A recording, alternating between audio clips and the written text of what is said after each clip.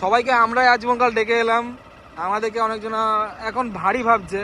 তা সবাইকে যেরকম সব জায়গায় যাওয়ার আগে আমি ফোন করে বলি যে কিরে ভাই যাবি নাকি, সবাই ভালোভাবে ঈদ কাটিও আর সবাই ভালোভাবে থেকো। আর একটাই রিকোয়েস্ট ভাই, কালকের দিনটা এমন করে গাড়ি চালিও না যে যার জন্য তোমাদের সুখের দিনটা মানে দুঃখে পরিণত হয়।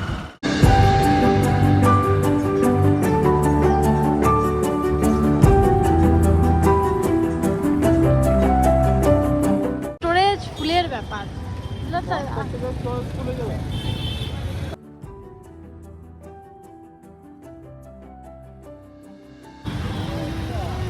দেখেছো দেখেছো টোন কাটে, এইগুলোই তো ভালো লাগে না এদের, এইটাই বাজে।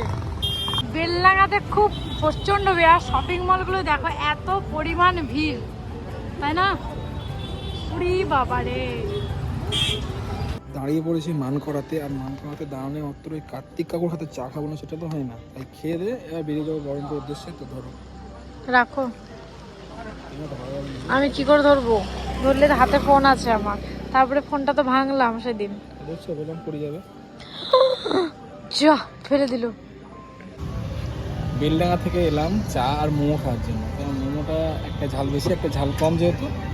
আর এই মোমোর দোকানটা ছিল প্রথমে গঙ্গার ধারে, ওখান থেকে এখানে উঠিয়ে দিয়েছে বললো, তাই খুঁজে খুঁজে অ্যাটলিস্ট পেলাম। চলো খাই।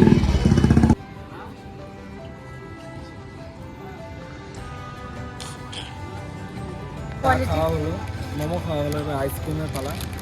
নাম করো। বাজে কোয়ালিটি। অনেকদিন পর এই রাস্তাতে, আর তাও আবার দুজন মিলে। কথায় আছে না যে সবাইকে ডাকার পর যদি কেউ না আসে তাহলে একলাই চলো। সবাইকে আমরাই আজমকাল ডেকে এলাম, আমাদেরকে অনেকজন এখন ভারী ভাবছে, তাই গ্রুপটা অনেকটা হালকা হালকা লাগছে। দেখো ভাই, যে আসতে চায় না, যে ডাকতে চায় না, তাকে নিশ্চয় জোর করে ডাকানো যায় না। যে যেরকমই ভাবুক না ভাবুক, আমি সারা জীবন আমার নিজের দায়িত্ব পালন করেই যাব।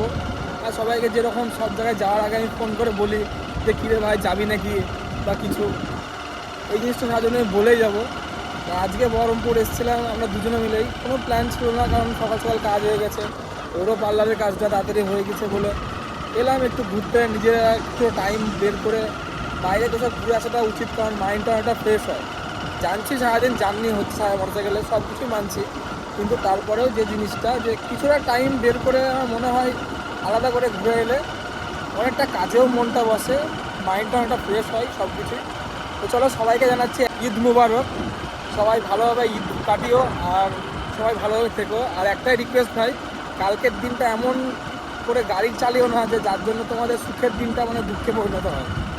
অনেকজনে থাকে যারা নিজেকে অনেক বড় রাইডার ভাবে, কিন্তু গাড়ি জোরে চালালে রাইডার হয় না, কারণ তাদের জন্য বাড়িতে মা ভাই বোন সবাই ওয়েট করে। তাই কিছুক্ষণের খুশির জন্য সারা লাইফটা অন্ধকার করে লাভ নাই, আস্তে আস্তে যাও, সবাই ভালোভাবে থাকো আর ভালোভাবে ঈদটা পালন করো।